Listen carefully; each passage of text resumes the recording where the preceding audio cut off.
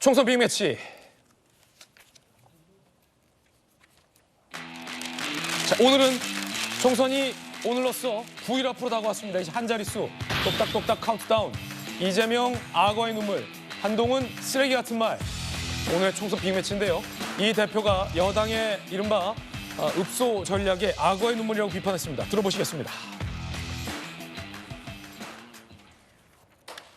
드디어 저쪽이 국힘 정부 쪽이 읍소 작전을 본격적으로 시작하는 것 같습니다. 엄살, 참패할 것 같다 이런 소리도 나오는 것 같고 다 엄살이거든요. 제가 하나 예언 하나 하면 이 사람들 분명히 단체로 몰려 나와서 잘못했다, 반성한다 이러면서 큰절하고 그럴 겁니다. 그런데 지금까지 수없이 반성한다, 잘못했다 이러고 한 번도 바꾼 일이 없어요. 또 다른 대국민 사기 행위죠. 정말 악어의 눈물. 이번엔 속으면 안 됩니다. 제가 계속 얘기하고 있는 거 분명히 눈물을 흘리면서 엎드려서 호소할 거다. 읍소할 것이다. 잘못했다. 한 번만 기회를 달라. 그 사람들은 보면 정말 자존심도 없는 것 같아요. 진심도 아니면서 오로지 국민을 속이고 선거에서 표를 얻어보기 위해서 뭔 짓이라도 하는 정말 무서운 사람들입니다. 지금까지 계속 국민을 속였죠. 국민을 속이는 것처럼 나쁜 짓이 없지 않습니까? 속으면 안 된다. 정말로 다급한 건 우리입니다. 그들이 과반수를 차지하거나 국회 일당이 되거나 이런 순간이 오면 이 나라 걷잡을 수 없습니다. 심판은커녕 그들에게 날개를 달아주는 꼴이 되겠죠. 안 됩니다. 절대로. 국민 여러분을 믿습니다.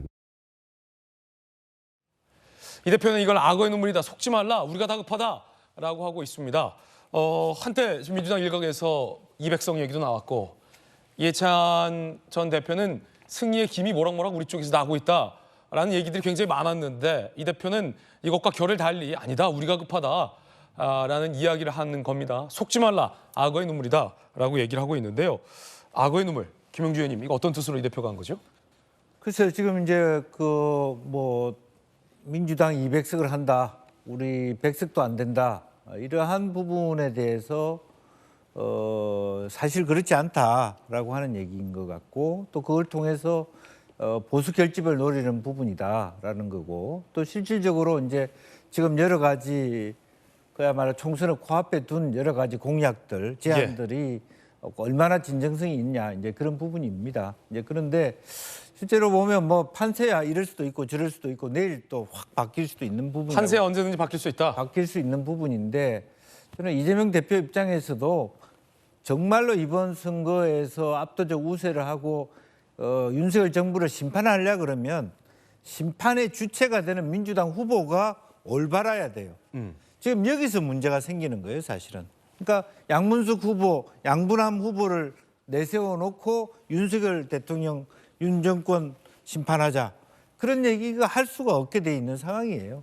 따라서 사실은 어떤 면에서는 야당이 압도적 200석 가는 것도 있을 수 없는 판국이 되어 가고 있고 실제로 보면 그런 의미에서 악어의 눈물이란 말도 사실일 수 있죠. 100석 이하가 될 리가 없습니다. 이런 판국에. 국민들이 여러 가지 양쪽 다를 그야말로 지켜보고 있고 양쪽자 모두에게 같은 잣대로 들이대고 있거든요. 그런 의미에서 민주당 또한 비판으로부터 자유롭지 못하다. 그런 부분은 분명히 이번 선거에서 나타날 거라고 보여집니다. 예. 자, 그런가 하면 한동훈 비대위원장은 민주당 여러 후보들의 발언 논란을 거론하며 쓰레기 같은 말이다라고 목소리를 높였습니다. 들어보시죠. 이재명 대표가 형수에게 했던 말, 그거 쓰레기 같은 말이 아니에요. 제가 그분이 했던 말을 한번 여기서 읊어볼까요? 맞습니다. 제가 읊어볼 수조차 없는 말입니다. 그런데 그 사람은 직접 했어요. 김준혁과 이재명 대표가 여성을 대상으로 한 쓰레기 같은 말들을 들어봐 주십시오. 김준혁과 이재명의 쓰레기 같은 말들, 그게 바로 그 사람들이 여러분을 위해 군림하면서 머릿속에 넣고 정치로 구현할 철학인 겁니다. 김준혁이라는 수원 민주당 후보의 정말 불쾌한 망언들에 대해서 제가 그 말을 찍어서 쓰레기 같은 말이라고 했습니다. 제 말이 틀린 거예요? 쓰레기 같은 말이라고 여러 차례 일컬었던 김준혁 후보의 발언이 도대체 뭐길래 함께 보시죠.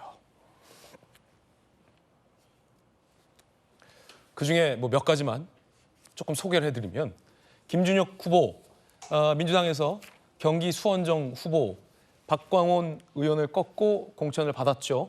이재명 대표를 정조대왕에 빗댄 논란을 일으킨 바 있었죠.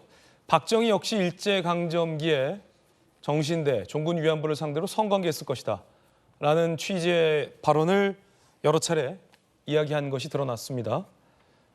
박 전 대통령이 해외 파병을 다녔던 만큼 당시 점령지 위안부들과 성관계 가졌을 가능성이 있다는 것을 역작서로서 언급한 것이다 라는 해명을 내놓고 있는데요.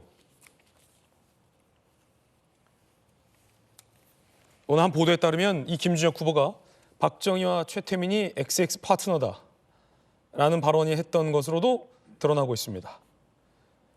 그 위에 이외에 여성의 특정 신체 부위에 지역을 빗댄 발언은 차마 방송에서 소개하진 못하겠습니다. 김유정 의원님, 박정희 전 대통령이 위안부 피해 여성들과 관계를 가졌을 것이다. 역작서로서 한 말이라고 하는데 제가 아는 역사학자들 중에서 저런 말 하는 사람 없었거든요. 그러니까요. 이걸 왜 저한테 물어보십니까? 발언하기 불쾌하시면 안 하셔도 됩니다. 충분히 아니요. 그 권리를 인정해 드립니다. 이제 김주혁 후보가 해명한 걸 보니까 이제 뭐 책이나 어디에 근거를 한다랄지 아니면은 어떤 누군가가 이렇게 얘기를 했다라는 거를 이제 바탕으로 해서 재인용한 것이다. 또 추정할 수 있다. 이제 이런 식의 표현들을 했더라고요. 그런데 이제 누가 들어도 이 부분들은 명확한 어떤 팩트에 기반한 것이어야 된다고 저는 생각을 네. 해요. 이게 자칫 잘못하면 사자 명예훼손 걸릴 수 있거든요. 굉장히 심각하고 중요한 문제라고 저는 생각을 합니다. 그리고 확인된 문제도 이런 민감한 부분들은 정말 조심해서 얘기를 했어야 되는데 역사학자라고 하는 분이 추정이나 인용에 근거해서 이렇게 한다는 거는 조금 더 조심했어야 된다. 저는 이렇게 생각하고요. 박정희 전 대통령이 아마 일본 육사를 1944년인가 아마 졸업을 했을 거예요. 그러면은 45년까지 불과 이제 1년인데 관동군으로 이제 뭐 관동에 가서 이를테면 근무를 했다고 치더라도 사실 거의 그때는 이제 폐망 직전 어떤 그 수준에 이르렀을 때라서 과연 이런 말이 아주 딱 들어맞게 부합할 수 있는 말인지 지금 자신이 없는 거잖아요. 김주혁 후보도. 그래서 다만 이게 이제 정확하게 뭐 사실관계가 확인된 말은 없다 이런 단서 조항을 또 본인이 달았어요. 그래서 제가 아쉬운 거는 역사학자로서 뭐 추정하고 인용하고 뭐 할 수도 있다 쳐요. 그런데 본인이 확인된 바가 없다라고 하는 말을 굳이 왜 이렇게 했어야 했는지에 대해서는 유감 정도 표명하는 게 저는 맞지 않나 생각합니다. 예. 논란이 되자 한동훈 역사 공부나 해라라는 취지의 또 반박도 했다는데 박성민 전 최고위님 어떻습니까? 위안부 피해 할머니들이 아직도 생존해 계신 상황이고 위안부 피해 할머니들의 상당수는 한 차례 또 특정 의원의 의혹 때문에 큰 상처를 또 받은 바 있잖아요. 김준혁 후보의 이 발언은 역사학자로서 한 발언이다라고 해명을 하고 있다고는 하지만 글쎄요, 박정희 전 대통령이 위안부 피해 할머니들과 뭐 성관계를 가졌을 것이다. 그리고 수원의 어떤 지역이 뭐 여성의 특정 신체를 빗댄 발언들 뭐 등등등등 언급하기는 좀 그렇습니다만 어떻게 들으셨습니까? 뭐 일단 그 수원 지역의 그 지형의 모양을 두고 뭐 신체 부위에 빗댄 거는 이제 본인이 해명을 한 것이 뭐 결국에는 본인의 개인적인 의견이 아니라 이제 풍수가들의 의견을 빗대어서 말을 한 것이다 네. 이렇게 얘기는 했더라고요. 근데 저는 뭐 거기까지는 넘어갈 수 있다라고 생각을 한편으로는 합니다. 근데 이제 문제가 되는 부분은 결국에 이제 그 과거 박정희 전 대통령이나 뭐 이 위안부 관련돼서 언급됐던 부분들이 좀 더 큰 문제인 것 같아요, 사실은. 근데 여기에 대해서 근데 이제 본인의 해명은 사실 구체적으로 나오고 있지 않은 상황이라는 점이 저는 조금 안타깝고요. 그리고 결국에는 뭔가 근거가 있어서 얘기를 했던 것이라기보다는 뭐 그때 당시에 뭐 그 박정희 대통령의 동선이나 뭐 정황을 봤을 때 그럴 수도 있지 않겠느냐라는 그 가능성을 굉장히 주관적인 영역에서 언급을 한 것으로 보여서 저는 뭐 이게 공직 후보자이기 이전에 이제 역사학자셨다고 했는데 이게 역사학자로서 가지는 그 발언에 뭐 책임도 분명히 있는 거라고 저는 생각을 하거든요. 좀 정확하게 뭐 사실을 전달할 필요도 있고 이게 뭐 가설이라고 한다면 좀 가설이다라는 부분을 조금 더 설명을 했어야 되는 게 아닌가 이런 생각이 있어서 지금 이 과거의 발언들이 논란이 되고 있고 문제의 소지가 있다라고 국민들이 지적하시는 이유를 후보 본인이 좀 겸허하게 들어야 된다라고 생각을 합니다. 뭐 여기서 뭐 본인은 뭐 역사학자로서 발언을 한 것이다 이렇게만으로는 넘어갈 수 있는 발언은 아니지 않나라는 개인적인 생각이 있습니다. 참 저도 역사 좋아하지만 그 팩트가 불분명한 주장이라 역사학계에서는 아예 뭐 논란의 가치가 없는 얘기다라고 비판하는 분위기가 좀 강한 것 같고요. 저 발언, 그러니까 박정희 전 대통령이 뭐 위안부 피해 할머니들과 어떤 관계를 맺었을 것이다라는 저런 주장이 사실 원문을 들어보면 굉장히 저급하게 얘기하거든요. 방송에서 저희가 많이 순화해서 전해드리고 있는데 굉장히 저급하게 발언을 하는 게 민주당의 후보를 떠나서 본인이 주장하는 역사학자로서 저게 뭐가 이로운지 저 발언을 들은 위안부 피해 할머니들과 위안부 피해 할머니의 가족들이나 후손들 어떻게 들을지 이런 것들은 전혀 고려하지 않은 채 저런 발언들을 쏟아내는 건지 어떻게 보십니까? 참 아까 김정 대변인 왜 저한테 묻어요 그랬잖아요. 참 저런 이야기를 이렇게 좀 시콜콜하게 해야 되나 싶은 그 자괴감 같은 게 들 때가 있어요. 예. 저런 얘기를 한 게 다른 사람이 아니라 대학 교수 출신이잖아요. 그리고 역사학자고 역사학자는 학자 중에서도 증거가 명확하게 제시되는 것에 대해서 역사적인 해석을 하고 규정을 하는 게 역사학자의 임무예요.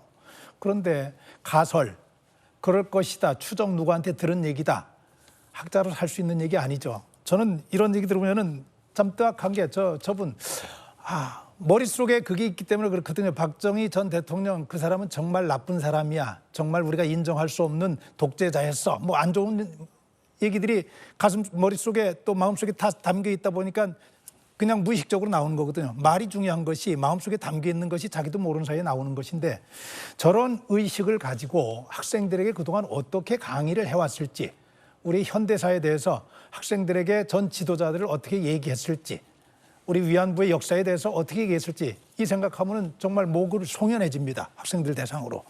학자가 해야 될 일 아니죠. 저 박정희 대통령에 대해서 조금은 좀 안다고 자부하는 사람 중에 하나거든요. 이런 이야기 들어본 일이 없어요. 그리고 이런 이야기는 시중에서 그냥 개인적으로 술자리에서 취중 농담으로 하기에도 좀 부담스러운 얘기인데 이걸 방송에 나와서 자랑스럽게 얘기하고 희덕거렸다고 하는 이 부분이 저는 많이 정말 놀랍고 우리 정치의 수준이 어디까지 떨어져야 되는 것인지 이제까지는 그랬거든요. 공직을 꿈꾸는 사람들은 정말로 그 오래전부터 처신을 조심하고 말 조심하고 행동 조심하고 부동산 옮길 때도 조심하고 조심을 했어요. 그리고 그것이 안 되는 경우에는 아예 공직에 나갈 생각을 하지 않았어요. 엄두를 내지 않았던 것이 우리의 이제까지 역사였거든요. 근데 어느 순간부터 이런 파렴치한 사람들도 공직을 너무 쉽게 하는 세상이 돼버렸어요. 제가 언제라고 얘기하지는 않을게요. 다 짐작하는 바가 있습니다. 청문회를 통해서 수도 없는 음주운전의 문제, 수도 없는 위장전입의 문제, 파렴치한 범죄의 문제가 저질러져도 그냥 임명하고 하는 이런 행태들이 반복되는 일이 최근에 이제 진행이 됐어요. 그게 공직 전반에 대한 수준을 많이 떨어뜨린 것도 분명하지만 나도 이제 할 수 있겠구나. 이거 내가 가진 흥결은 흥결도 아니네 하는 이런 자신감 같은 것들을 정말로 자격이 안 되는 사람들에게 심어준 아주 못된 어떤 유산이 하나 남겨진 것 같아서 굉장히 좀 당황스럽습니다. 박성규 전 차관님의 개인적 견해도 전해드렸습니다.